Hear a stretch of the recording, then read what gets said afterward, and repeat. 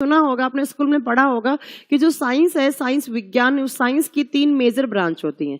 कौन कौन सी? बायोलॉजी जिसको बोला जाता है जीव विज्ञान, दूसरी केमिस्ट्री जिसको कहा जाता है रसायन विज्ञान, और तीसरी फिजिक्स जिसको कहा जाता है भौतिक विज्ञान। अगर मैं बात करूं बायोलॉजी की, तो बायोलॉजी के बारे में, बायोलॉजी में हम किसके बारे में पढ़ते हैं? तो बायोलॉजी में हम लिविंग्स के बारे में स्टडी करते हैं। जो भी हमारे आसपास जितने भी लिविंग ऑर्गेनिजम्स हैं, जितने भी सजीव चीजें हैं, तो उनके बारे में हम अध्ययन साइंस की किस ब्रांच में करते हैं? बायोलॉजी में। अगर मैं केमिस्ट्री की बात करूं, रसायन विज्ञान, रसायनों के बारे में पढ़ना है, केमिकल्स के बारे में पढ़ना है। अगर मैं फिजिक्स की बात करूं, तो कोई भी एक सब्सटेंस है, कोई भी एक एलिमेंट है, उसकी फिजिकल फॉर्म क्या हो सकती है, उसकी भौतिक अवस्था क्या क्या हो सकती है, मतलब उस स्ट्रक्चर में कौन सा फोर्स लग रहा है, कौन सा उसके अंदर न्यूटन लॉ लग रहा है, ये सब एक्सेट्रा एक्सेट्रा फिजिक्स के अंदर पढ़ते हो। ठीक है, देखो बायोलॉजी में हम क्या पढ़ते हैं। 5 मिनट रुकी, टॉपिक तो बाद में स्टार्ट करेंगे, पहले रुक तो जाइए। देखिए बायोलॉजी का मतलब क्या होता है? बायोलॉजी का मतलब क्या होता है? ये जो बायोलॉजी वर्ड है वो एक लैटिन लैंग्वेज का वर्ड है, वो एक लैटिन लैंग्वेज का वर्ड है जिसका मतलब क्या होता है? एक सेकेंड, मार्कर थोड़ा खराब है।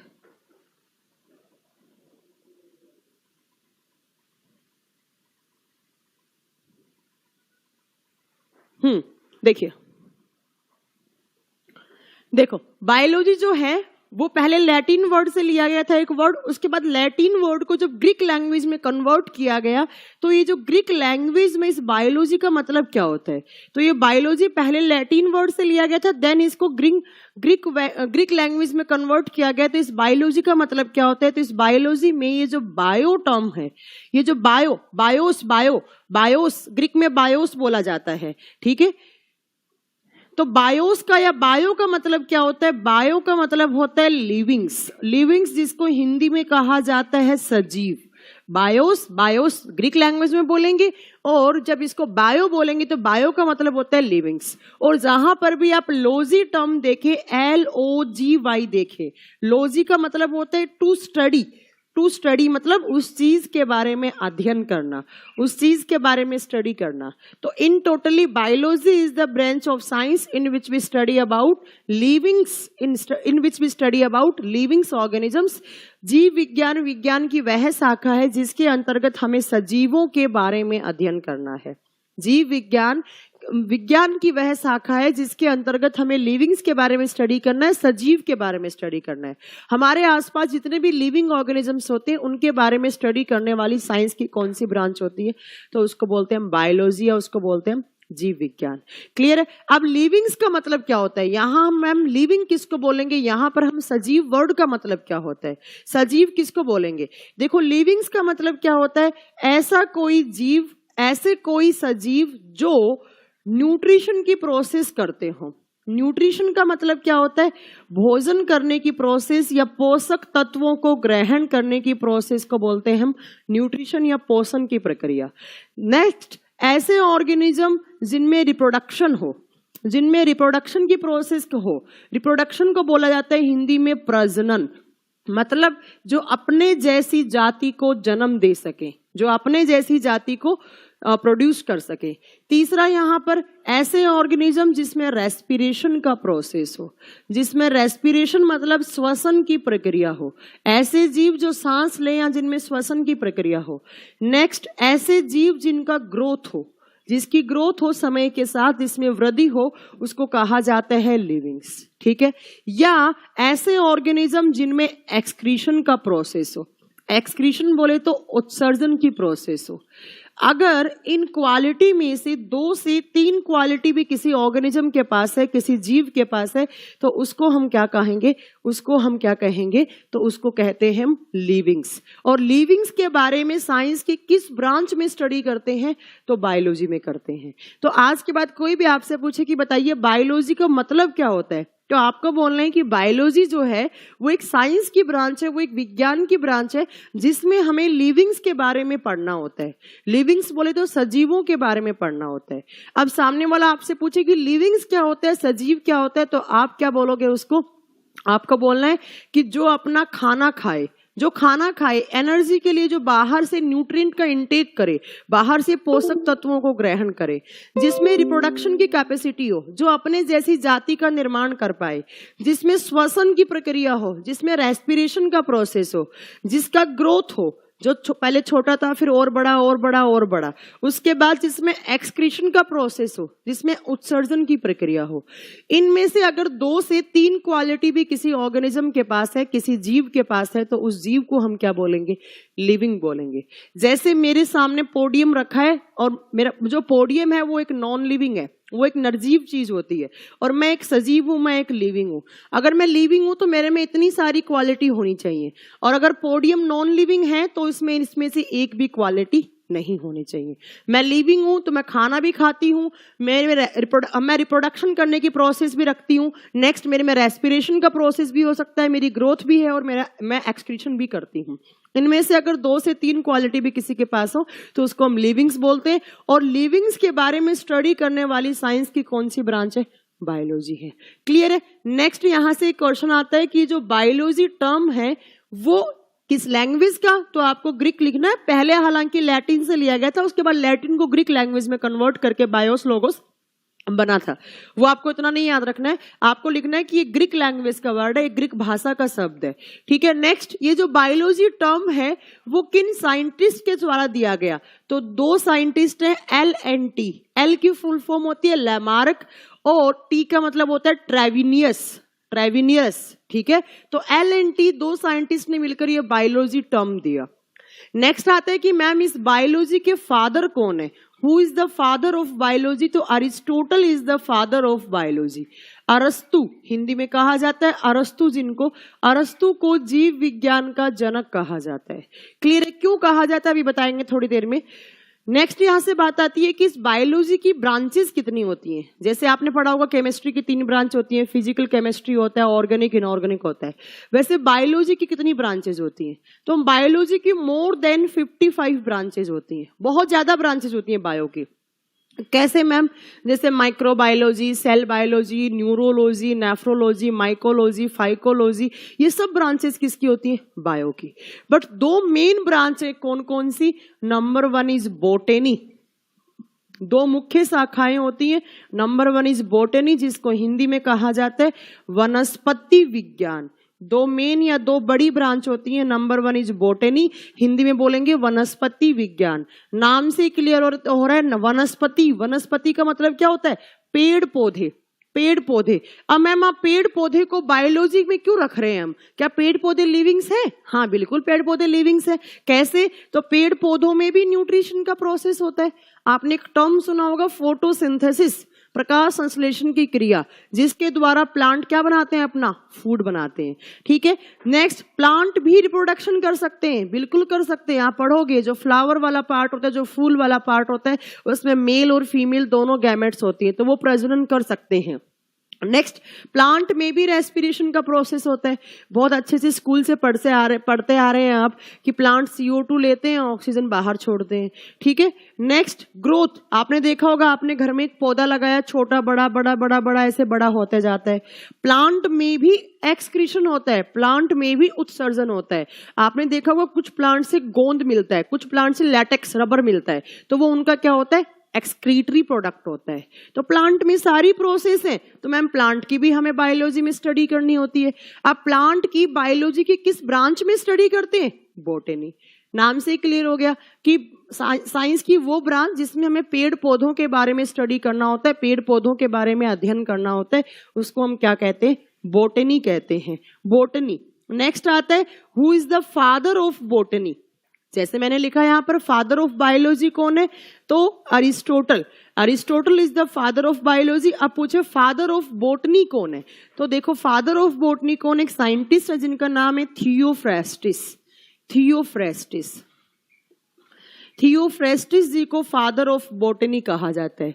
क्यों कहा जाता है? क्योंकि इन्होंने सबसे पहले एक बुक लिखी थी, द हिस्टोरिया ऑफ प्लांटेरम, और प्लांट की मॉर्फोलॉजी के बारे में बताया था, प्लांट की आकारिकी के बारे में बताया था उसमें। तो सबसे पहले इन्होंने क्या किया बोटनी में? तो मैम इन्होंने बुक लिखी, बुक का नाम लिख देती हूं मैं यहाँ पर, the Historia of plantarum. The Historia of plantarum. ये बात आपको याद रखनी है, द हिस्टोरिया ऑफ प्लांटेरम। अब इसमें क्या किया, एक तो प्लांट के साइंटिफिक नेम देकर और प्लांट की मॉर्फोलॉजी के बारे में लिखा। मॉर्फोलॉजी क्या होती है, हिंदी में बोलते हैं आकारिकी। मतलब मॉर्फोलॉजी का मतलब होता है, अगर मैंने आपको एक प्लांट दिखाया, मैंने बोला देखिए वो आपका सामने आम का प्लांट है, मुझे बताओ उसकी मॉर्फोलॉजी क्या है। आप बोलोगे मैम उस पेड़ में रूट है, उसमें स्टेम है, उसमें फ्लावर है, उसमें फूल है, उसमें फ्रूट है, फ्रूट लगे हुए, आम लगे हुए हैं। तो ये सारे के सारे जो प्लांट के पार्ट के बारे में साइंस की जो ब्रांच होती है, उसके ब्रांच में हम पढ़ते हैं, उसको मॉर्फोलॉजी या उसको बॉटनी कहा जाता है। क्लियर है। तो मैम थियोफ्रास्टस जी को क्या कहते हैं, फादर ऑफ बॉटनी कहा जाता है। क्यों कहा जाता है, क्योंकि इन साइंटिस्ट ने सबसे पहले एक बुक लिखी। कौन सी बुक, तो द हिस्टोरिया ऑफ प्लांटेरम। क्योंकि कौन सी ब्रांच है, प्लांट्स वाली ब्रांच है, तो इनको बोल दिया गया फादर ऑफ बॉटनी या वनस्पति विज्ञान के जनक। अब दूसरा मैं यहां लिख रही हूं, दूसरी ब्रांच कौन सी होती है, तो दूसरी होती है जूलॉजी। जूलॉजी, जहां पर भी लॉजी टर्म देखें उसका मतलब होता है टू स्टडी। जू का मतलब होता है एनिमल्स। तो साइंस की वो ब्रांच जिसमें हमें एनिमल्स के बारे में स्टडी करनी होती है। एनिमल्स जिसको हिंदी में कहा जाता है जंतु, इसको बोलेंगे हम जंतु विज्ञान। वो कौन सी थी, वनस्पति विज्ञान, ये जंतु विज्ञान। इसमें एनिमल्स के बारे में स्टडी करते हैं, जानवरों के बारे में स्टडी करते हैं, ठीक है, तो उसको जूलॉजी बोला जाता है। अब क्वेश्चन आता है, who is the father of zoology, जंतु विज्ञान के जनक कौन है, तो Aristotle is the father of zoology. Aristotle जिसको हिंदी में कहा जाता है अरस्तु। अरस्तु जो फादर ऑफ बायोलॉजी भी है और जो फादर ऑफ जूलॉजी भी है, ठीक है। अब मैम अरिस्टोटल जी को ही हम फादर ऑफ बायोलॉजी या फादर ऑफ जूलॉजी क्यों कहा जाता है, क्योंकि मैम ये भी क्या करते हैं, इन्होंने भी सबसे पहले कुछ मेजर काम किया होगा बायोलॉजी की ब्रांच में। और बायोलॉजी की किस ब्रांच में, तो जूलॉजी में। क्या काम किया, तो इन्होंने भी बुक लिखी। कौन सी book, Historia of Animalia. Book का नाम हमेशा इंग्लिश में लिखा हो रहा है, इसलिए मैं इंग्लिश में ही लिख रही हूँ, हिस्टोरिया ऑफ एनिमेलिया। क्योंकि ये कौन सी ब्रांच है मैम, ये एनिमल्स वाली ब्रांच है। इसीलिए इन्होंने क्या बताया, इन्होंने जो एनिमल्स हैं उनकी फिजियोलॉजी के बारे में बताया। एनिमल्स फिजियोलॉजी के बारे में बताया। फिजियोलॉजी क्या होता है, किसी भी एनिमल की आउटर स्ट्रक्चर के बारे में अध्ययन करना, उसको फिजियोलॉजी कहा जाता है। प्लांट की आउटर स्ट्रक्चर के बारे में अध्ययन करोगे, मॉर्फोलॉजी कहा जाता है। क्लियर है, बता देंगे। हाँ, तो मैम इन्होंने बुक में क्या बताया, एनिमल की फिजियोलॉजी के बारे में बताया। इन्होंने प्लांट की मॉर्फोलॉजी, प्लांट के केस में मॉर्फोलॉजी होता है, एनिमल जानवरों के केस में फिजियोलॉजी होता है। अब एक बात बताओ मुझे कि एनिमल पे काम करना ज्यादा टफ है या प्लांट पे काम करना ज्यादा टफ है। मैम एनिमल्स की वैरायटी ज्यादा होती है, तो एनिमल्स पे काम करना ज्यादा टफ था। और एनिमल पे किसने काम किया था, अरिस्टोटल जी ने काम किया था। जब इतना बड़ा काम किया अरिस्टोटल जी ने, तो अरिस्टोटल जी को फादर ऑफ जूलॉजी और as well as father of biology कह दिया जाता है। हाँ, 500 जातियों के बारे में उनके साइंटिफिक नेम देकर फिजियोलॉजी बताई थी। बिल्कुल श्याम जी आपने सही बताया, इन्होंने 500 प्लांट की जातियों के बारे में बताकर उनके साइंटिफिक नेम दिए थे। क्लियर है। तो ये दो काम, तो दोनों को अलग अलग फादर बोल दिया गया।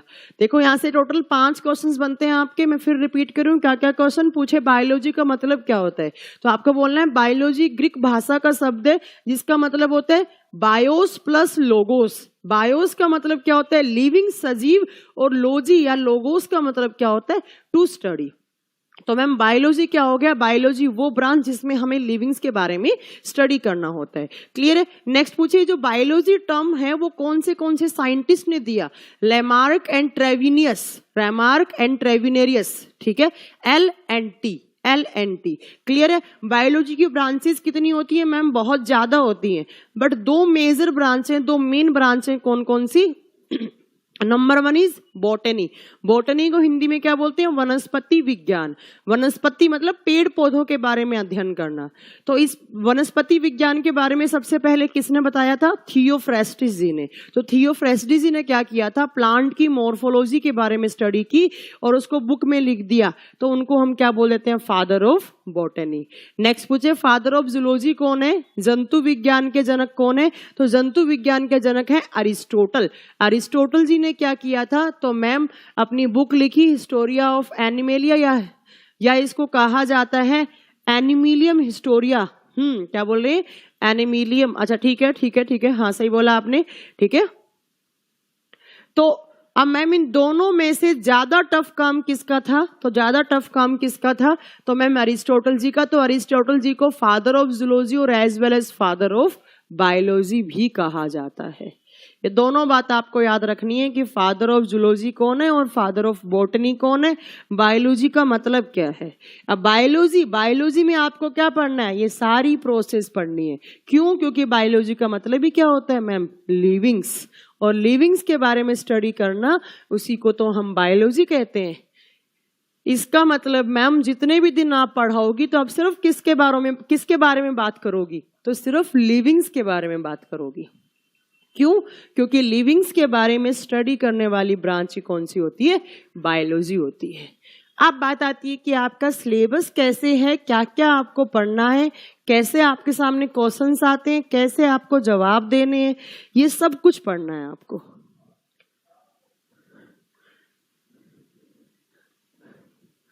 देखो कैसे पढ़ना है।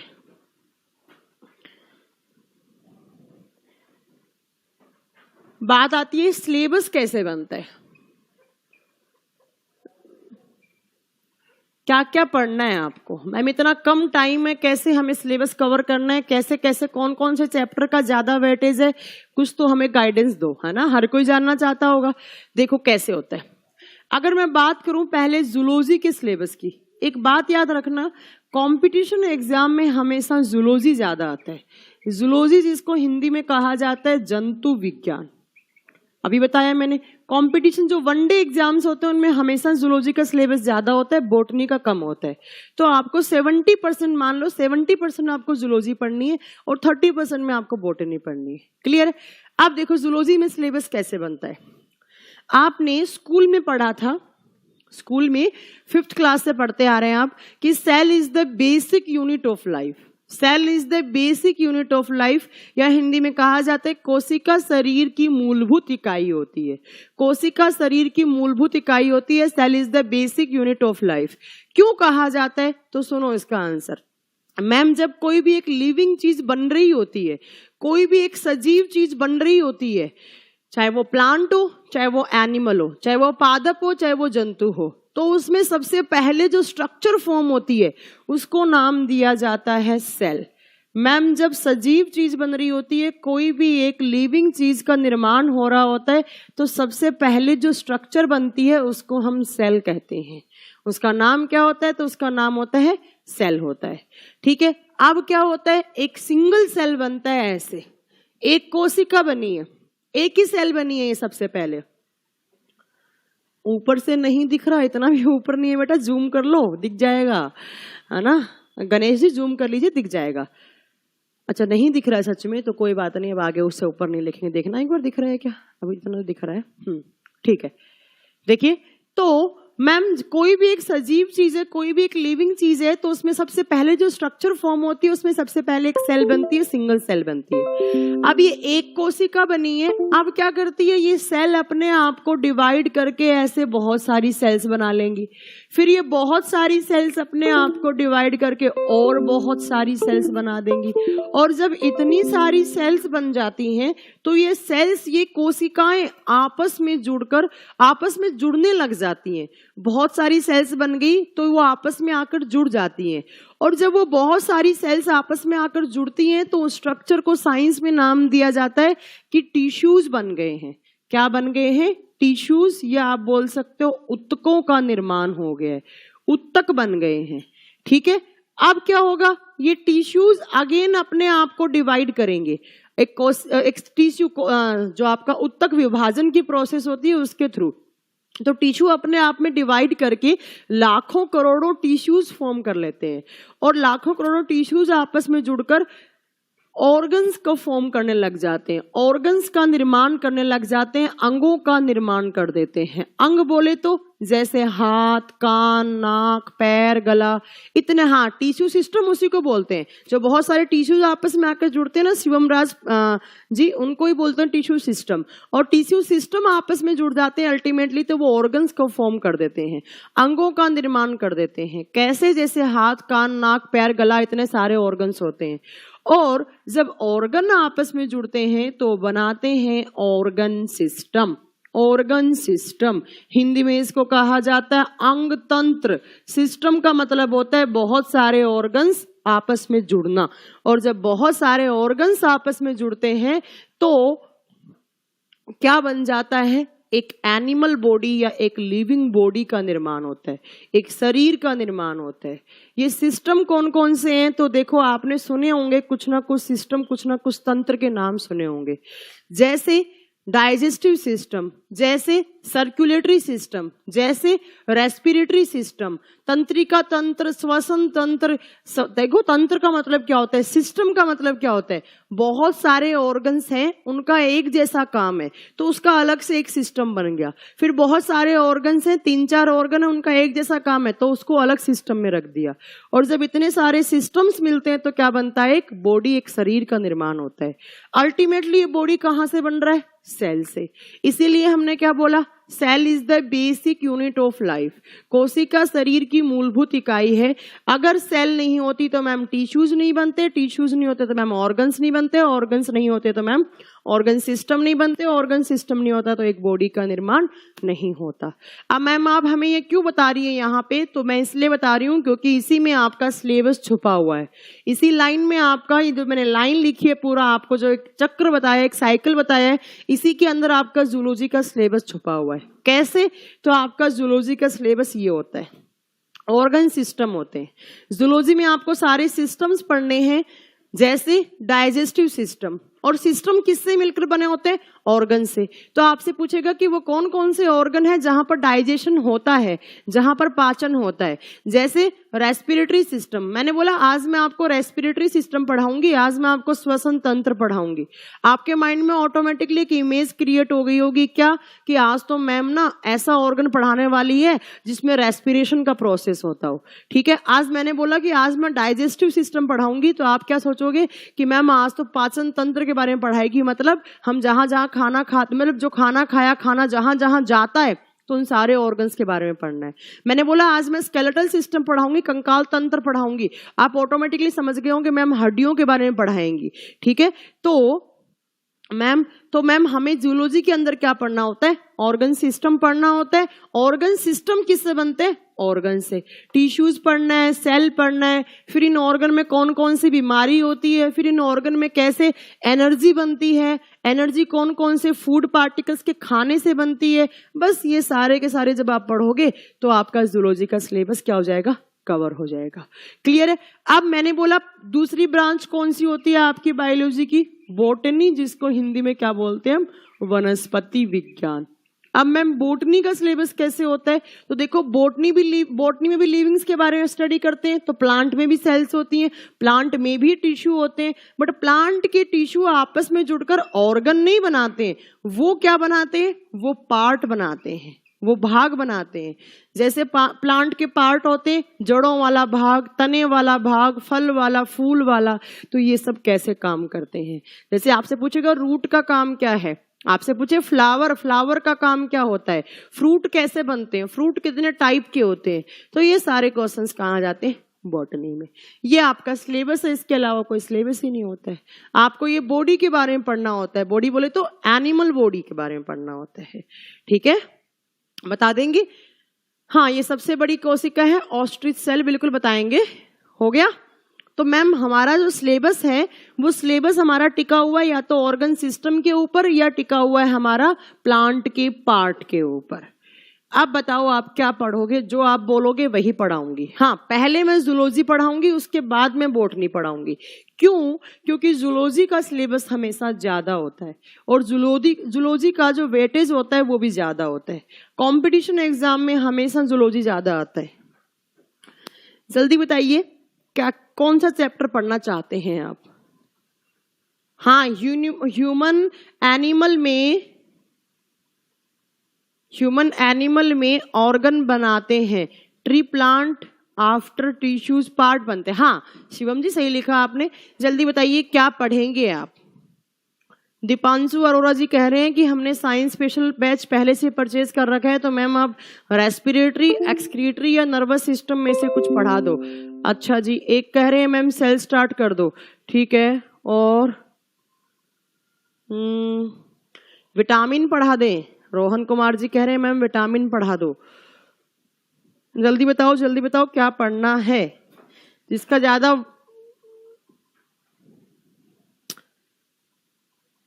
अंजन जी गुड क्या बोल रहे हैं? जल्दी बताओ क्या पढ़ोगे? जूलॉजी में क्या पढ़ना चाहते हो आप? जूलॉजी जिसको जंतु विज्ञान कहा जाता है, पहले मैं जूलॉजी करवाऊंगी, उसके बाद मैं बॉटनी करवाऊंगी। बेसिक कुछ नहीं होता। अच्छा, जो बच्चा बोल रहे हैं मैम बेसिक से पढ़ा दें, तो मैं आपको एक बात बता देती हूँ, बेसिक कुछ नहीं होता है। आप जो भी चीज बोलोगे मैं वही पढ़ाऊंगी और उसको इस तरीके से पढ़ाऊंगी कि आपको लगेगा बिल्कुल बेसिक है। तो कोई भी चैप्टर बोलो आप, रैंडमली मैं वही चैप्टर पढ़ाऊंगी। उसका कुछ, जिस चैप्टर को पढ़ाऊंगी उस चैप्टर का पिछले चैप्टर से कोई लेना देना नहीं है, कोई भी लेना देना नहीं है। बेसिक कुछ नहीं होता है, बता चुकी हूँ। ठीक है, चलो मैं एक चैप्टर स्टार्ट करती हूँ। यहाँ पर पहला एक चैप्टर का नाम है आपका नर्वस सिस्टम। कोई बात नहीं, मैं पढ़ा देती हूँ, आपने नहीं बोला। नर्वस सिस्टम बेसिक कुछ नहीं होता, मैं फिर बता देती हूँ। जो भी चैप्टर स्टार्ट करूंगी उसको मैं बेसिक से ही स्टार्ट करूंगी, आपको समझ में आना चाहिए। हाँ, इंपॉर्टेंट क्या बोल रहे हैं? कोई भी किसी तरफ से कुछ भी, अच्छा अपनी तरफ से कुछ भी पढ़ा दो। ठीक है जी, पढ़ा देते हैं। नर्वस सिस्टम, हिंदी में इसको कहा जाता है तंत्रिका तंत्र। अब ध्यान से सुनना पड़ेगा आपको। नर्वस सिस्टम, अब आप कमेंट मत कीजिए, आप चुपचाप बस पढ़ाई पे ध्यान दीजिए। हाँ, ज्यादा क्वेश्चंस आते हैं आरआरबी एनटीपीसी में, इसलिए मैंने सबसे पहला चैप्टर उठाया है नर्वस सिस्टम। सबसे ज्यादा चैप्टर इसी से क्वेश्चन बनते हैं।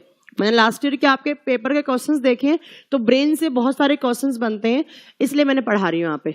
देखो, नर्वस सिस्टम का मतलब क्या होता है? अभी मैंने बताया सिस्टम किससे बनते हैं? ऑर्गन से बनते हैं। अब प्लीज आप पढ़ा रहे, आप पढ़ाई में ध्यान दो, कॉमेंट मत करो, ठीक है। देखो, सिस्टम किससे बनते हैं मैम? ऑर्गन से बनते हैं।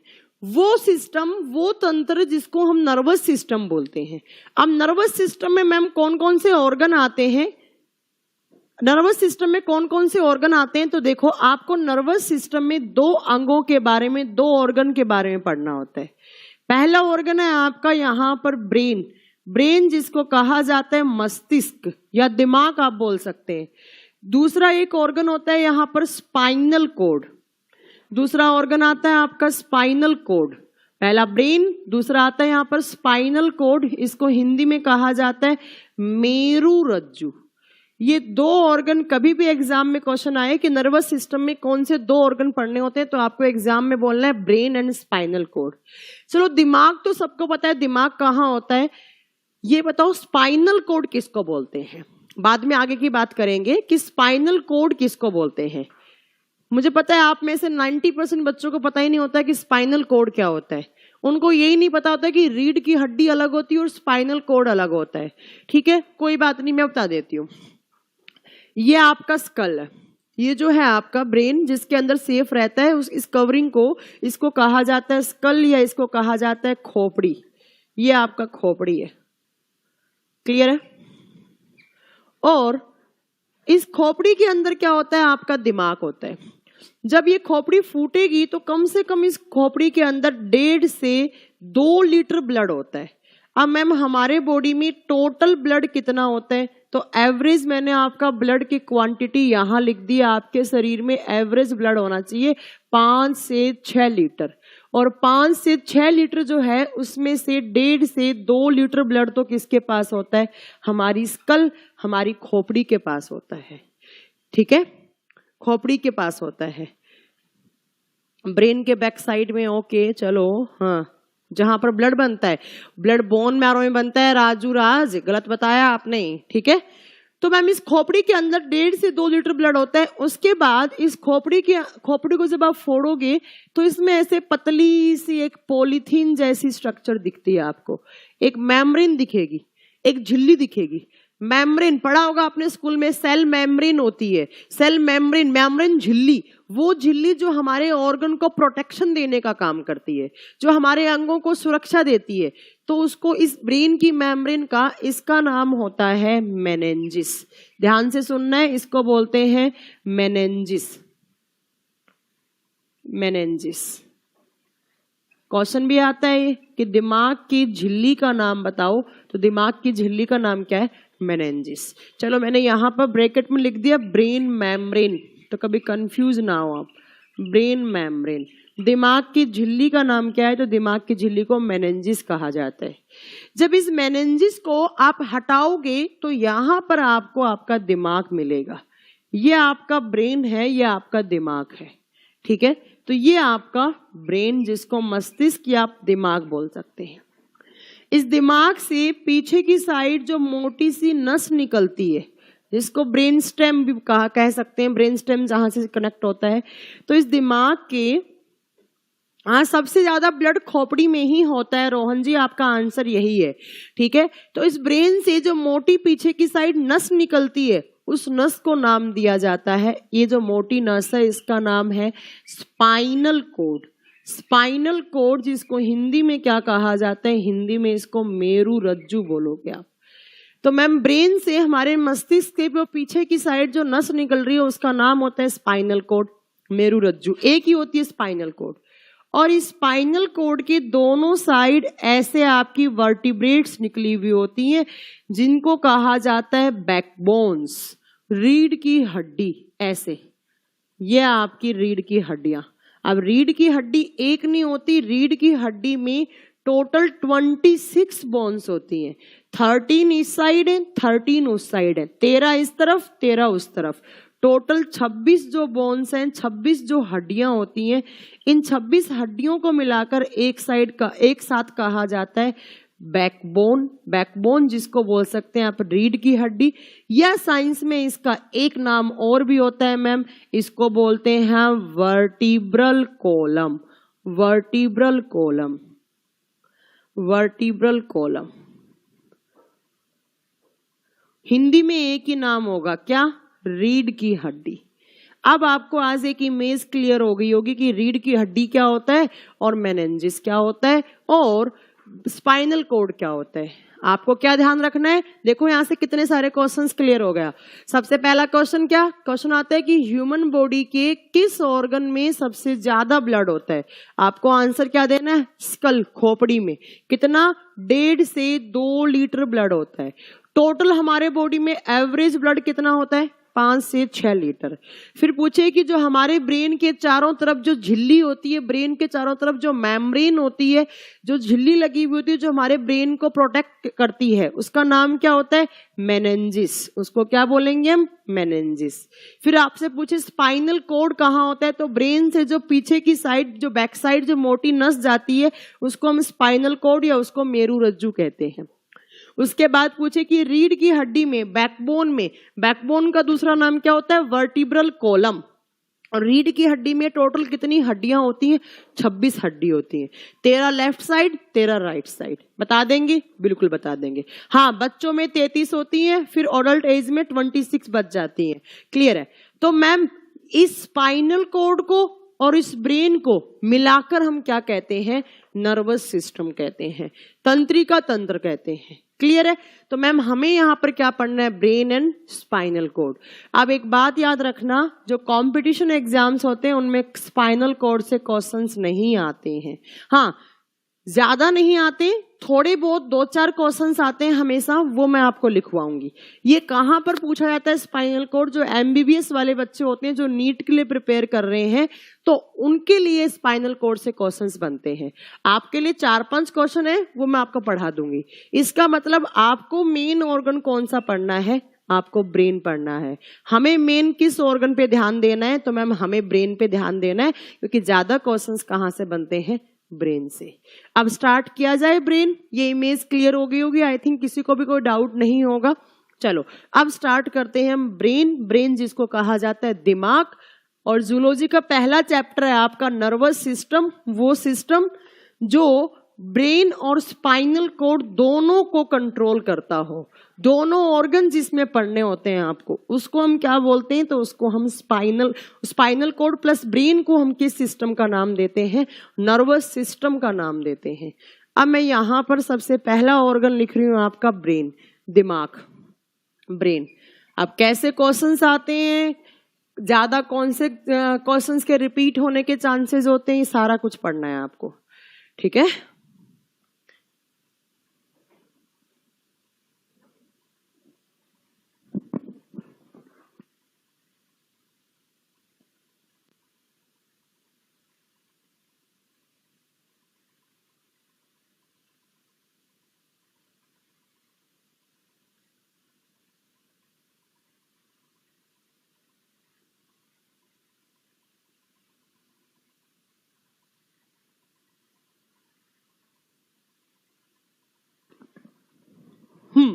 तो देखो सबसे पहला पॉइंट क्या आता है कि ये जो ब्रेन है इसकी स्टडी को क्या बोलते हैं? मतलब कि बायोलॉजी की वो ब्रांच जिसमें, जीव विज्ञान की वो शाखा या साइंस की वो ब्रांच जिसमें हमें ब्रेन के बारे में स्टडी करना होता है, उसको क्या बोलते हैं? तो study of brain is known as neurology. Study of brain is known as neurology. Science की, विज्ञान की वो ब्रांच जिसमें हमें ब्रेन के बारे में पढ़ना होता है उसको हम न्यूरोलॉजी कहते हैं। लॉजी टर्म का मतलब जब भी देखोगे उसका मतलब होते है टू स्टडी, उस चीज के बारे में अध्ययन करना। और न्यूरो वर्ड देखेंगे उसका मतलब होता है नर्वस सिस्टम या ब्रेन, ठीक है, तो बता देंगे। और जब डॉक्टर की बात करेंगे तो आगे लग जाएगा न्यूरोलॉजिस्ट। वो डॉक्टर जो ब्रेन स्पेशलिस्ट है या स्पाइनल कॉर्ड स्पेशलिस्ट है उनको हम बोलेंगे न्यूरोलॉजिस्ट। क्लियर है। नेक्स्ट पॉइंट में आता है कि ये जो ब्रेन है उसकी सेल्स को क्या कहा जाता है या ब्रेन की यूनिट को क्या कहा जाता है। अभी मैंने आपको एक बात बताई कि हमारे जो ऑर्गन्स होते हैं उनकी बेसिक यूनिट क्या होती है, तो हमारे ऑर्गन्स की बेसिक यूनिट सेल होती है। तो मैम ब्रेन भी एक ऑर्गन है, तो ऑर्गन ब्रेन भी किससे मिलकर बना हुआ है? सेल से बनकर बना हुआ है, कोशिकाओं से मिलकर बना हुआ है। और ब्रेन की जो सेल्स होती हैं या ब्रेन की जो इकाई का मतलब ही होता है सेल, तो ब्रेन की जो कोशिका होती है उसका नाम क्या होता है? तो ब्रेन की सेल का नाम होता है न्यूरॉन, या कभी कभी इनको बोलते हैं आप नर्व सेल्स। नर्व सेल्स या न्यूरॉन, हिंदी में इसको कहा जाता है तंत्रिका कोशिका। हिंदी में इसका नाम होता है तंत्रिका कोशिका या नर्व कोशिका, कुछ भी हो सकता है, दोनों में से नाम। नर्व कोशिका लिख देती हूं मैं, नर्व कोशिका भी बोला जाता है हिंदी में इसको, ठीक है। अब न्यूरॉन से आपको एक पॉइंट याद रखना है। क्या पॉइंट याद रखना है? मैं लिख रही हूं, बड़ा ही ध्यान से पढ़ना है आपको, एक क्वेश्चन भी आता है, ठीक है। It is the largest and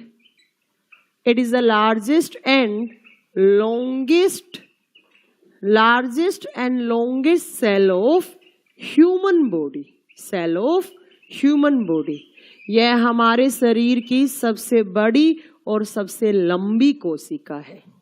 यह हमारे शरीर की सबसे बड़ी और सबसे लंबी कोशिका है।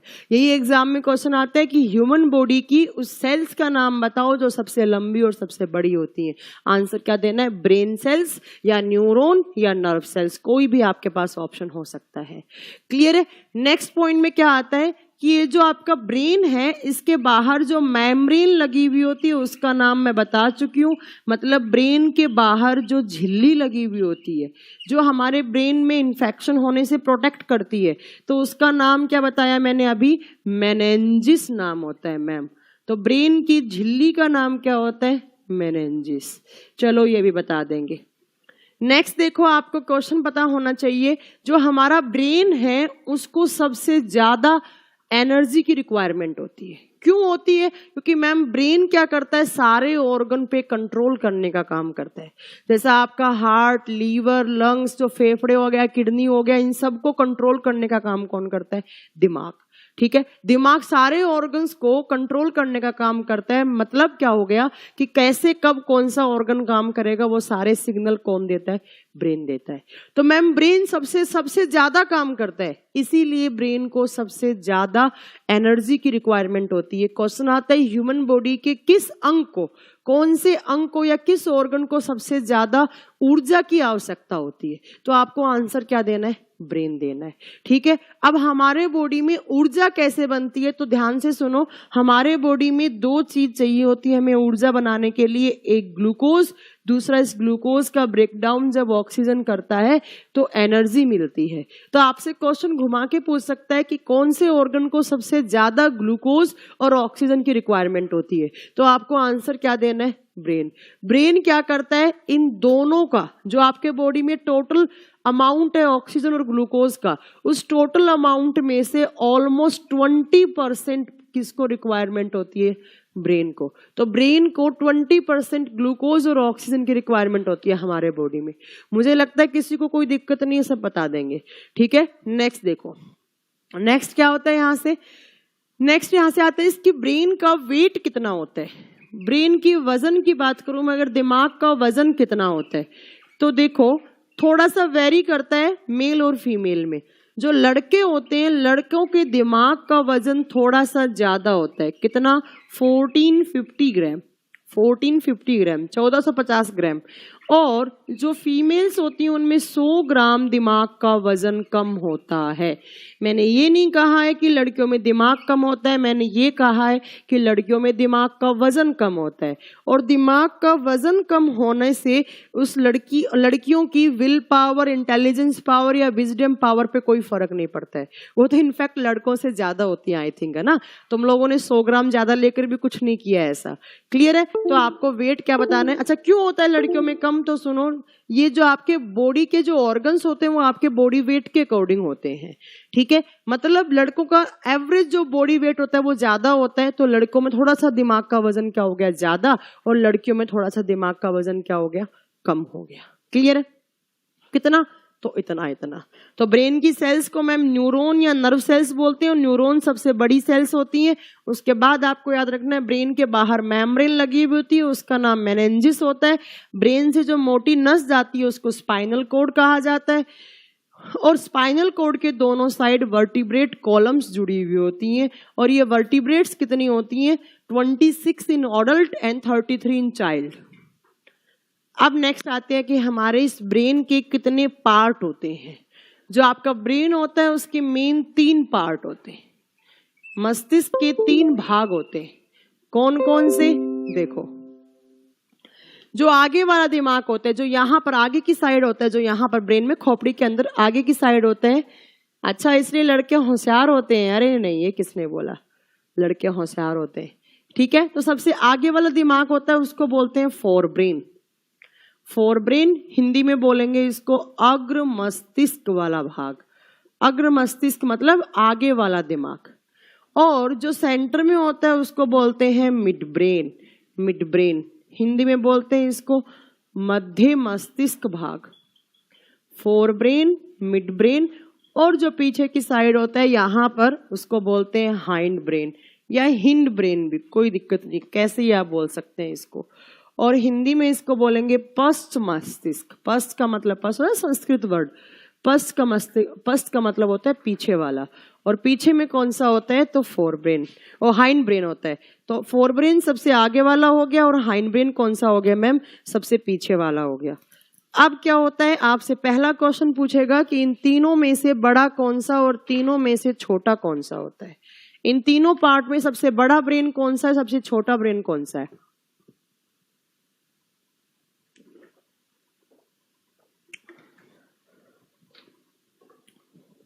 आपसे पूछो इनमें से फोर ब्रेन बड़ा है, मिड ब्रेन बड़ा है या हाइंड ब्रेन बड़ा है? तो देखो मैं यहां से लिख रही हूं, सबसे बड़ा होता है फोर ब्रेन, देन होता है हाइंड ब्रेन और देन आता है मिड ब्रेन। आप सबसे बड़ा पूछे लार्जेस्ट ब्रेन कौन सा हो जाएगा? Fore brain. और स्मॉलेस्ट पूछे तो मिड ब्रेन। तो याद रखना है सबसे बड़ा दिमाग कौन सा? Fore brain. और सबसे छोटा कौन सा? Mid brain. अब अगेन इनके सब पार्ट्स होते हैं, अगेन इनके सब पार्ट्स होते हैं। कौन कौन से? तो देखो, हाइंड ब्रेन के अगेन 3 पार्ट होते हैं। कौन कौन से? ध्यान से सुनना, यहाँ से क्वेश्चंस भी बनते हैं। सबसे पहला वाला जो पार्ट होता है उसको पोन्स, या कभी कभी बुक्स में पोन भी लिखा हुआ होता है, पोन्स। उसके बाद दूसरा पार्ट होता है यहाँ पर जिसको कहा जाता है मेडुला ओबलोंगाटा, मेडुला ओबलोंगाटा। ठीक है, दूसरा जो पार्ट है उसको नाम दिया जाता है मेडुला ओबलोंगाटा, ओबलोंगाटा। और तीसरा यहाँ पे जो पार्ट होता है उसका नाम होता है सेरेबेलम, सेरेबेलम। और हिंदी में इसका थोड़ा सा अलग नाम होता है, हिंदी में इसको अनुमस्तिष्क बोलते हैं। हिंदी में अनु का मतलब होता है पीछे, मस्तिष्क का मतलब दिमाग, पीछे वाला दिमाग कौन सा? Hind brain. क्लियर है? बता देंगे? जी मैम बिल्कुल बता देंगे। हाइंड ब्रेन के 3 सब पार्ट होते हैं, pons, medulla oblongata and cerebellum. Cerebellum जिसको कहा जाता है अनुमस्तिष्क। मिड ब्रेन का ऐसा कोई पार्ट नहीं होता, इसमें लोब होती है, पार्ट नहीं होता। फोर ब्रेन का पार्ट क्या होते हैं? फोर ब्रेन के अगेन 3 पार्ट होते हैं। Number 1 is thalamus part, number 1 is thalamus part, same नाम हिंदी में होगा थैलेमस, थैलेमस भाग। Number 2 is hypothalamus part, hypothalamus brain, thalamus. दूसरा कौन सा हो गया? Hypothalamus brain. ठीक है, और नंबर 3 पे होता है सेरेब्रम। ये सेरेब्रम है, कंफ्यूज मत होना, ये सेरेब्रम है, कंफ्यूज मत होना। वो सेरेबेलम है, और सेरेब्रम को हिंदी में कहा जाता है प्रमस्तिष्क। प्र का मतलब होता है आगे वाला, तो आगे वाला दिमाग का कौन सा पार्ट? फोर ब्रेन का पार्ट होता है। ठीक है, बता देंगे? हाँ जी मैम बता देंगे। हो गया क्लियर? ये अगेन 3 पार्ट है। अब आपसे इन 3 पार्ट के ही क्वेश्चंस पूछे जाते हैं, इन 3 पार्ट्स के बारे में पूछा जाता है। आपसे सीधा पूछेगा सेरेबेलम का काम क्या होता है, आपसे पूछेगा इन दिमाग के भागों में से कौन सा दिमाग आपको फील करवाता है कि आपको प्यास लगी है, आपको भूख लगी है। आपसे पूछेगा कि भूख का लगना, प्यास का लगना कौन से ब्रेन का पार्ट आप बताए आपको फील करवाता है। नेक्स्ट, आपको नींद आ रही है तो कौन सा ब्रेन का पार्ट आपको फील करवाता है कि आपको नींद आ रही है। नेक्स्ट, आपको हिचकी आ रही है, आपको छींक आ रही है, तो ब्रेन का कौन सा पार्ट कंट्रोल करता है कि कितनी देर तक हिचकी आएंगी, कब हिचकी खत्म होंगी। फिर बोलेगा कि थिंकिंग, सोचने वाला दिमाग किसको बोलते हैं, कहाँ पर मेमोरी बनती है, कहाँ पर मेमोरी स्टोर होती है। ये सारे क्वेश्चंस कहाँ से बनते हैं? तो ब्रेन से बनते हैं, और ये सब आपको आने चाहिए। क्लियर है? अब एक एक करके आपको सारे के सारे ब्रेन के पार्ट के बारे में पढ़ना है। कैसे? मैं आपको ऐसे पढ़ाऊंगी, ऐसे उल्टे पढ़ाऊंगी। यहां से स्टार्ट करूंगी सेरेबेलम से। तो सबसे पहला आपको हाइंड ब्रेन, हाइंड ब्रेन का भी कौन सा पार्ट पढ़ना है? सबसे पहले आपको पढ़ना है सेरेबेलम, सेरेबेलम। सेरेबेलम को देखो, ये सेरेब्रम होता है यहाँ वाला, और इधर वाला सेरेबेलम होता है, दोनों में डिफरेंस होता है। ये सेरेब्रम है और ये वाला सेरेबेलम है।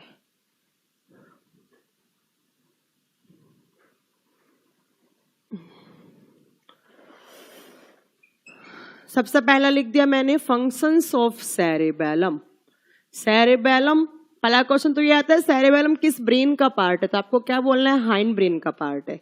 ठीक है, सेरेबेलम जिसको हिंदी में कहा जाता है अनुमस्तिष्क, अनुमस्तिष्क पीछे वाला दिमाग। और इस सेरेबेलम के 2 नाम होते हैं। क्या क्या नाम होते हैं? सबसे पहला तो इसको कहा जाता है छोटा दिमाग, इसको कहा जाता है लिटिल ब्रेन, या इसको कहा जाता है छोटा दिमाग। ये भी एग्जाम में क्वेश्चन आता है कि किस दिमाग को छोटा दिमाग कहते हैं। कौन सा दिमाग है? सेरेबेलम, नाना पाटेकर वाला, है ना, नाना पाटेकर वाला। दूसरा, इसी ब्रेन का एक नाम और होता है, इसको बोलते हैं ट्री ऑफ लाइफ। ये भी एग्जाम में क्वेश्चन आता है कि जीवन का पेड़ किस दिमाग को कहा जाता है। लाइफ का पेड़ अभी बताऊंगी क्यों कहते हैं। ये तो क्यों कहते हैं, छोटा दिमाग तो क्यों बोल दिया, छोटा है इसलिए छोटा दिमाग बोल दिया। ट्री ऑफ लाइफ, जीवन का पेड़ क्यों कहते हैं, ये अभी समझ में आएगा।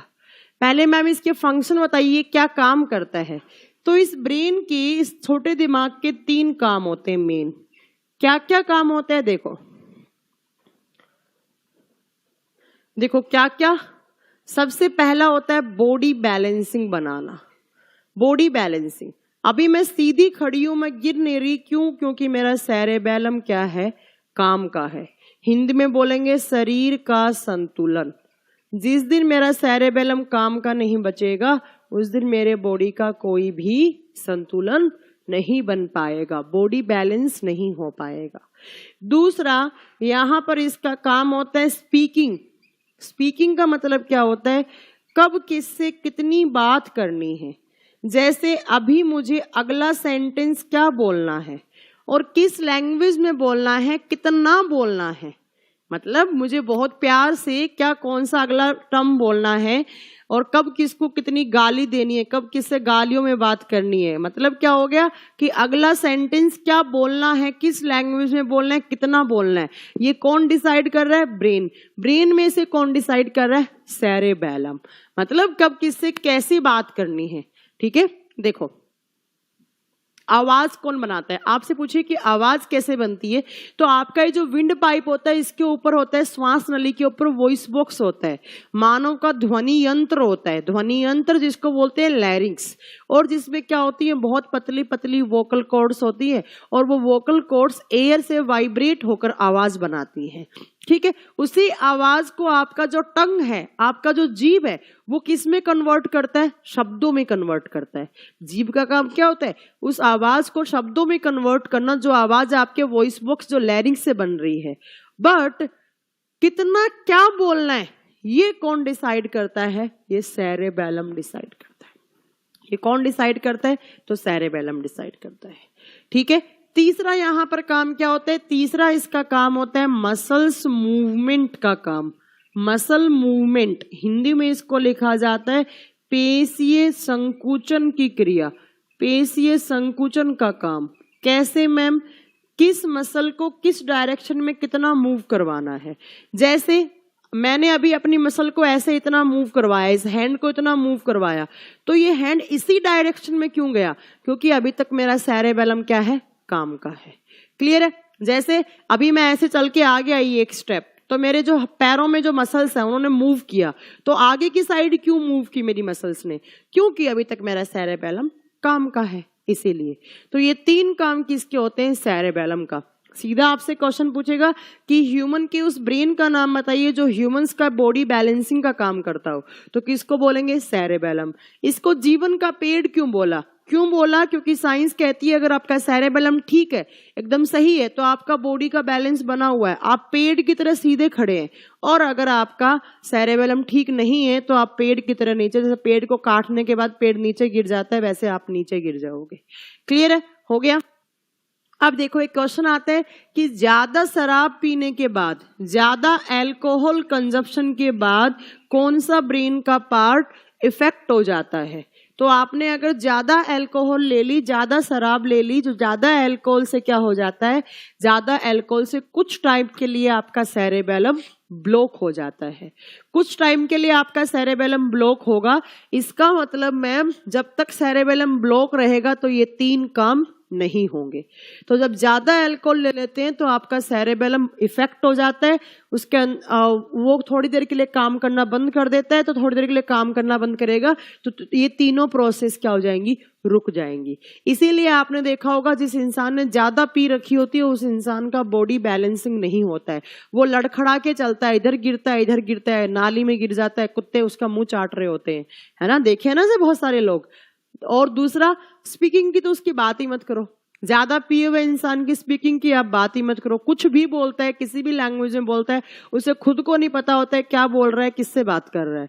क्लियर है। तीसरा, मसल्स मूवमेंट। आपने किसी पिए हुए इंसान को एक डायरेक्शन में लात मार दो, आपने उसको लात मारी, जिस डायरेक्शन में आपने लात मारी उसी डायरेक्शन में वो पड़ा रहेगा जब तक कि उसकी उतर ना जाए, तब तक उसी डायरेक्शन में पड़ा रहेगा।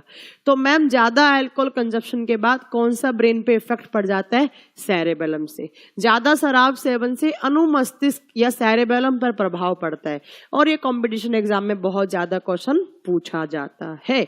पूछा जाता है, ये आपको याद रखना है। इसीलिए कहा जाता है पीकर गाड़ी नहीं चलानी चाहिए। क्यों? क्योंकि जब पियोगे तो सेरेबेलम काम नहीं करेगा तो आपके बॉडी का बैलेंस नहीं बनेगा, और जब बॉडी का ही बैलेंस नहीं बन रहा है तो गाड़ी का बैलेंस कहां से बना लोगे आप? क्लियर है? तो कभी भी पीकर गाड़ी नहीं चलानी चाहिए। Don't drink and drive. हो गया? चलो, सेरेबेलम के काम समझ में आ गए। कब किससे क्या बात करनी है, हमारे बॉडी का बैलेंस, मसल्स मूवमेंट का काम करता है, ये तो क्लियर हो गया मैम। नेक्स्ट लिखो functions of medulla oblongata. 2 number पे कौन सा है हाइंड ब्रेन का पार्ट? तो मैम 2 नंबर पे है मेडुला ओब्लोंगाटा। सेम नाम हिंदी में मेडुला ओब्लोंगाटा, मेडुला ओब्लोंगाटा। ठीक है, देखो इसका काम क्या होता है। मेडुला ओब्लोंगाटा का काम होता है बायोलॉजिकल रिएक्शंस को कंट्रोल करना, बायोलॉजिकल रिएक्शंस को रेगुलेट करने का काम करता है। अब मैम बायोलॉजिकल रिएक्शंस क्या होती हैं? तो हिंदी में बोलते हैं इनको जैविक क्रियाएं। वो क्रियाएं जो आपके शरीर में होती हैं, जैसे हमारे बॉडी के अंदर क्या क्या रिएक्शंस होती रहती हैं मैम। एक सांस लेने की रिएक्शन होती है, पाचन की होती है, उत्सर्जन की होती है। Nitin Tiwari ji, ma'am blood pure कौन करता है ह्यूमन बॉडी में? कोई बोलता है लंग्स, कोई बोलता है किडनी। तो बेटा मैं बता देती हूँ, प्यूरिफिकेशन का प्रोसेस लंग्स करते हैं। प्यूरिफिकेशन का मतलब होता है CO2 आउट, ऑक्सीजन इन, तो वो फेफड़ों का काम होता है। और फिल्ट्रेशन, ब्लड में से यूरिन को अलग करना किसका काम होता है? तो किडनी का काम होता है। ठीक है, kidney works on filtration process and lungs works on purification process. तो नितिन तिवारी जी मैंने शायद आंसर दे दिया है, क्लियर है? तो मेडुला ओब्लोंगाटा का काम क्या होता है? It controls on biological reactions. इस ब्रेन के भाग का जैविक क्रियाओं पर नियंत्रण करना काम होता है। अब मैम बायोलॉजिकल रिएक्शंस क्या होती हैं? तो सुनो, बायोलॉजिकल रिएक्शंस 2 टाइप की होती हैं। बायोलॉजिकल रिएक्शंस होती क्या है? वो रिएक्शंस जो हमारे शरीर में होती हैं, उन्हीं को तो बोलते हैं हम बायोलॉजिकल रिएक्शंस। अब ये 2 टाइप की होती हैं। कौन कौन सी? Number 1 is vital reactions. Number 1 is vitals reactions. Hindi में अगेन वाइटल मैकेनिज्म या वाइटल रिएक्शंस को जैविक क्रिया कहा जाता है। जैविक क्रिया इधर की साइड कौन सी होती है? तो इधर की साइड होती है एसेसरी रिएक्शंस, एसेसरी रिएक्शंस। और हिंदी में इनको कहा जाता है सहायक अभिक्रिया, सहायक अभिक्रिया, सहायक अभिक्रिया। अब आपसे इनके एग्जाम्पल पूछे जाते हैं। आपसे पूछेगा वाइटल रिएक्शन का एग्जाम्पल क्या है, आपसे पूछेगा एसेसरी रिएक्शन का एग्जाम्पल क्या है। ठीक है, अब पहली बात तो वाइटल रिएक्शंस होती क्या है, होती क्या है? तो सुनो, these reactions are involuntary in nature. Involuntary का मतलब क्या होता है? ऐसी रिएक्शन जिनको आप कंट्रोल नहीं कर सकते। These reactions are involuntary in nature, मतलब जिस पर आपका कोई कंट्रोल नहीं है, वो अपनी इच्छा से हो रही हैं और होंगी ही होंगी। वो अनैच्छिक अभिक्रियाएं जिस पर हमारा कोई नियंत्रण नहीं है। These reactions are involuntary in nature, but मैंने बट लगाया आगे, लेकिन लगाया, but in its absence body can die, but in its absence body can die। वो अनैच्छिक अभिक्रियाएं जिनकी अनुपस्थिति में शरीर की मृत्यु हो जाएगी। मतलब क्या हो गया? ऐसी बायोलॉजिकल रिएक्शंस जो हमारे शरीर के अंदर हैं, और अगर उनमें से एक का भी एब्सेंस हो गया, एक भी नहीं होगी, तो तुरंत आप क्या हो जाओगे? मर जाओगे। मतलब ऐसी रिएक्शंस जिनके ऊपर आपका कोई कंट्रोल नहीं है, और अगर जिनमें से एक भी एब्सेंस हो गई, एक भी एब्सेंट हो गई, तो उस दिन आप मर सकते हो। मतलब वो मिनिमम रिएक्शंस जो हमें जिंदा रखने के लिए होनी ही होनी चाहिए। तो अब मुझे आप इसका एग्जाम्पल, मुझे लगता है आप बता दोगे इसका एग्जाम्पल क्या होना चाहिए। क्या क्या बायोलॉजिकल रिएक्शन से जो नहीं हुई तो आप मर सकते हैं, मर सकते हैं। मतलब किस बायोलॉजिकल रिएक्शंस की एब्सेंस से आपकी मृत्यु हो सकती है। सबसे पहला यहाँ पर ब्लड सर्कुलेशन, इसका एग्जाम्पल आएगा ब्लड सर्कुलेशन।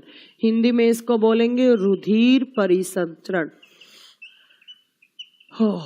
ब्लड सर्कुलेशन, रुधिर परिसंचरण। मैम अगर ब्लड सर्कुलेट नहीं हुआ तो हमारी डेथ कैसे हो जाएगी? क्यों? क्योंकि इस ब्लड के अंदर सब कुछ घुला हुआ होता है। सब कुछ क्या क्या? तो इस ब्लड के अंदर कार्बन डाइऑक्साइड, इस ब्लड के अंदर ऑक्सीजन, इस ब्लड के अंदर ग्लूकोज, इस ब्लड के अंदर मिनरल्स, इस ब्लड के अंदर न्यूट्रिएंट्स, सब कुछ का ट्रांसपोर्टेशन कौन करता है? ब्लड। तो अगर ब्लड का सर्कुलेशन खत्म मतलब ऑक्सीजन CO2 का सर्कुलेशन खत्म, इंसान की डेथ हो जाएगी। दूसरा ब्रीदिंग, ब्रीदिंग या आप लिख सकते हो रेस्पिरेशन। मैम अगर हम सांस नहीं लिए इसका मतलब हमने ऑक्सीजन नहीं ली और इंसान की क्या हो जाएगी? डेथ हो जाएगी। ये भी आप बता सकते हैं। तीसरा यहाँ पर होता है हार्ट बीट। अगर हार्ट बीट नहीं करेगा तो डायस्टोल सिस्टोल की प्रोसेस रुक जाएगी, मतलब हार्ट के अंदर ब्लड नहीं आएगा, ना जाएगा हार्ट से ब्लड, और ब्लड नहीं गया तो वही सर्कुलेशन ऑटोमेटिकली स्टॉप हो जाएगा। ठीक है, नेक्स्ट 4 नंबर पे मैं एग्जांपल यहाँ लिख रही हूँ, डाइजेशन। मैम अगर पाचन नहीं हुआ तो खाने से एनर्जी नहीं मिलेगी। जो आप बाहर से खाना खाते हैं, राइस, चपाती, दूध, जितनी सारी चीजें खाते हैं, तो उस खाने का जब डाइजेशन होता है तभी जाकर आपको एनर्जी मिलती है। अगर इसका डाइजेशन नहीं हुआ तो आपको एनर्जी नहीं मिलेगी। नेक्स्ट 5 नंबर पे एक्सक्रीशन, उत्सर्जन।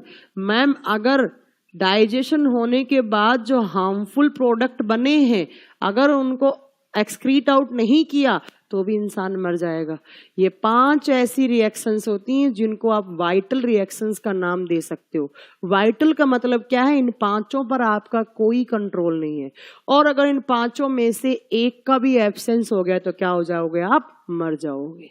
तो ऐसी रिएक्शंस जो इनवॉलेंट्री होती हैं, जो अनैच्छिक होती हैं और जिनकी एब्सेंस में इंसान की मृत्यु हो जाती है, तो उनको क्या बोलते हैं हम? Vital reactions. और वाइटल रिएक्शंस को कौन कंट्रोल करता है? Medulla oblongata. सीधा एग्जाम में क्वेश्चन आएगा वाइटल रिएक्शन का एग्जाम्पल दो, या पूछेगा वाइटल रिएक्शन को कौन सा ब्रेन कंट्रोल करता है। आंसर मुझे लगता है सब बता देंगे। ठीक है, क्या बताएंगे आप? सांस लेंगे तभी तो ब्लड सर्कुलेशन होगा, ऐसा नहीं कह सकते। ब्लड सर्कुलेशन होगा तभी सांस ली हुई ऑक्सीजन जाएगी आगे। आपने ब्रीदिंग सही बताया Gaurav Gupta ji. Anjali Singh ma'am PDF lecture का कैसे मिलेगा? तो मैम जहां आपने लाइव क्लास का ऑप्शन दिख रहा है आपको, उसके नीचे डाउनलोड्स का ऑप्शन भी है, तो वहां से आपसे PDF क्लास नोट्स मिल जाएंगे। क्लियर है? अब एसेसरी रिएक्शन का एग्जाम्पल। आज मेरी तबीयत थोड़ी डाउन हो रखी है, खराब हो रखी है, सर में दर्द हो रखा है, थोड़ा BP लो हो रखा है, तो मैं हो सकता है 10-15 मिनट के बाद क्लास आपकी स्टॉप कर दूं। ठीक है, एसेसरी रिएक्शंस क्या होती हैं? तो एसेसरी रिएक्शंस क्या होती हैं? वो रिएक्शंस, वो अभिक्रियाएं जो इनवॉलेंट्री हैं। इनवॉलेंट्री तो ये भी थी, इनवॉलेंट्री ये भी है, अनैच्छिक ये भी है, अनैच्छिक ये भी है। ऐसी अनैच्छिक अभिक्रियाएं जिनकी अनुपस्थिति में शरीर की मृत्यु नहीं होगी। देखो एसेसरी में क्या होता है? These reactions are also involuntary in nature but in its absence body doesn't die. These reactions are also involuntary in nature but in its absence body doesn't die. ठीक है, ठीक है, ऐसी अनैच्छिक अभिक्रियाएं जिनकी अनुपस्थिति में शरीर की मृत्यु नहीं होगी। मतलब क्या हो गया इसके कहने का? इसके कहने का मतलब हो गया कि रिएक्शंस तो ये भी इनवॉलेंट्री हैं, बट मैम इसकी एब्सेंस से शरीर में हमें कोई प्रभाव नहीं पड़ेगा। अगर ये नहीं हुई तो कुछ होगा नहीं ऐसा। तो इसके एग्जाम्पल क्या क्या लिख सकते हो आप? जैसे हिचकी आना, हिकअप्स क्यों आती हैं वो बात की बात है, हिचकी क्यों आती हैं तो वो बाद में बताऊंगी। मतलब क्या हो गया कि मेडुला ओब्लोंगाटा डिसाइड करेगा कितनी देर तक हिचकी आनी है और कब तक आनी है, कब उनको रोक देना है। दूसरा, हिकअप्स के बाद आप बोल सकते हैं स्नीजिंग। स्नीजिंग का मतलब होता है छींकना, छींक आना। ठीक है, कितनी देर तक छींक आएंगी, कब तक आएंगी, मेडुला ओब्लोंगाटा बताएगा। तीसरा, आप यहां से लिख सकते हो बर्प, डकार आना। क्यों आती है वो आगे की बात है, कब डकार आएगी, कितनी देर तक आएगी। नेक्स्ट लिख सकते हैं स्नोरिंग। स्नोरिंग का मतलब होता है खराटे लेना, कब खराटे आएंगे, कब तक आएंगे। नेक्स्ट आता है यहाँ पर यौन। यौन का मतलब होता है उबासी लेना, कब तक उबासी आएगी। नेक्स्ट है कोल्ड एंड कफ, जुखाम एंड खांसी कब तक रहेगी। उसके बाद आप इसका नेक्स्ट एग्जांपल लिख सकते हो, ब्लिंकिंग ऑफ आईज, आंखों का छपकना।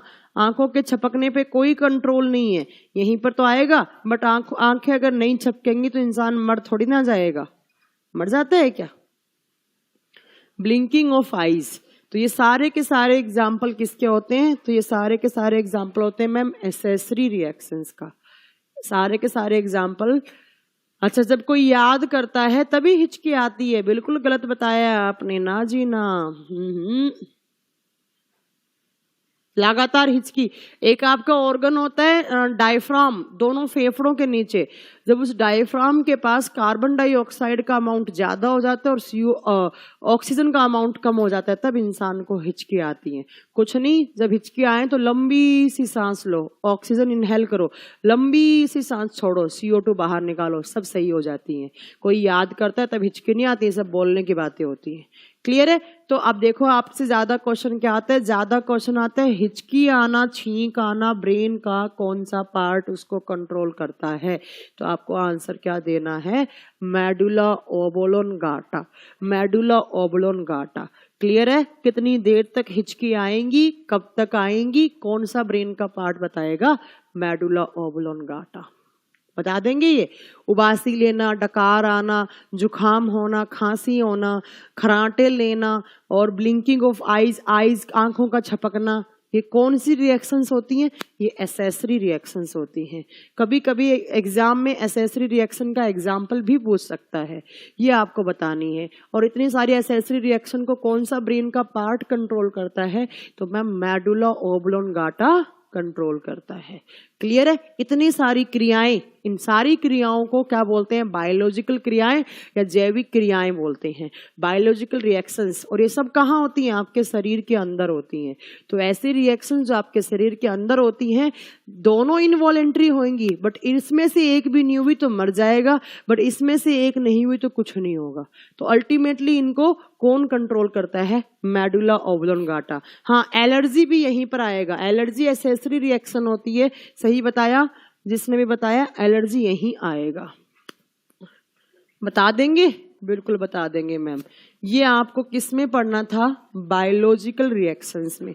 बस बेटा आज मैं 1.5 घंटे ही पढ़ा पाऊंगी, मेरी थोड़ी तबीयत खराब है, मेरा BP लो हो रखा है सुबह से।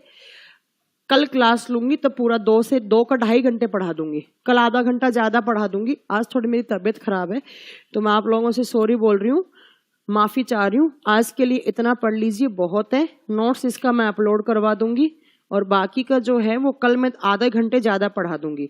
और तुम लोग अपने सिलेबस की चिंता मत करो, हम लोग थोड़े दिन